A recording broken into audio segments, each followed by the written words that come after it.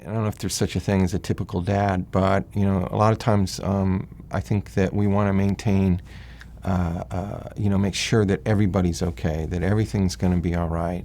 When you have a kid with a disability, everything may not be all right, and so it's figuring out, first of all, that I don't think you know everything, and that it's okay not to know everything, because you're not. When you start thinking about having a family and you have your child and you start having all these thoughts and dreams about your child and his future and, all the things that they can do and be and aspire to. And then you get a diagnosis and you have this doubt. You think you're going to end up in Hawaii with your kid, but you end up in Scotland, and it's just not what you expected. I would tell somebody who has just received news of a child with disabilities to first of all be informed.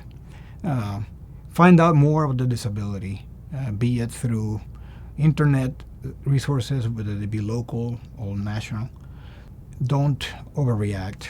Just think of ways in which you're going to have to just, adjust your life. So we just really reached out to as many people and places and organizations as we could and just asked questions and asked a lot of questions. We started finding other organizations that could connect us to other people in the same situation and to professionals and to just another parent to talk to. You go on with your life and guide them to wherever they're going to. Diagnosis or no diagnosis, as children, they grow into people to do different things. Everybody has different dreams and different aspirations. Diagnosis or no diagnosis, it's all the same. The most important thing that I think I do for Christine as a father has been the example of perseverance. I mean, I do work hard. I have a job.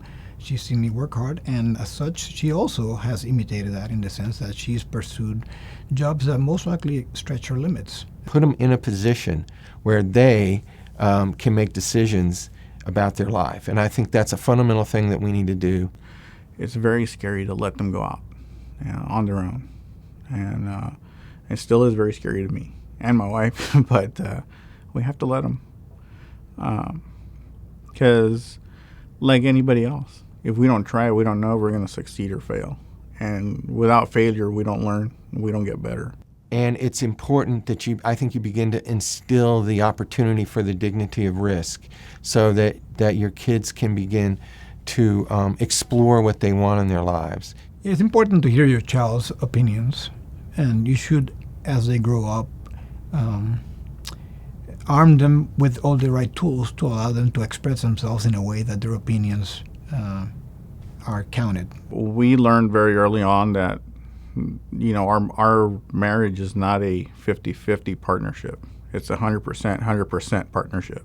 Yeah, I think it's important that as a parent of child with disabilities, or for that matter, as a parent, period, that you and your wife, make time for yourselves and basically allow yourself the luxury of going out. You want to allow yourself time to recharge your batteries so that you can go back the next day and keep going on with all the difficulties life brings you. Learn as much as you can together. There's a lot of rules, there's a lot of policy, there's a lot of things that impact your kid. And if you don't know the rules of the game, you're not going to be able to play well. Being a father of a special needs child, they're still your child. Just love them, care for them, guide them, teach them to be good people. There's no difference other than they have different needs in their life and for their well-being. No matter what the disability, try to get informed, talk to other parents, talk to somebody that does have a child with the same disability, talk to your doctor, but also to friends, and try to change your perspective, most depending on what the disability is, in terms of what your future could look like. But don't think about it as a sad future. Think about it as a different future. and just make the best of what it can be.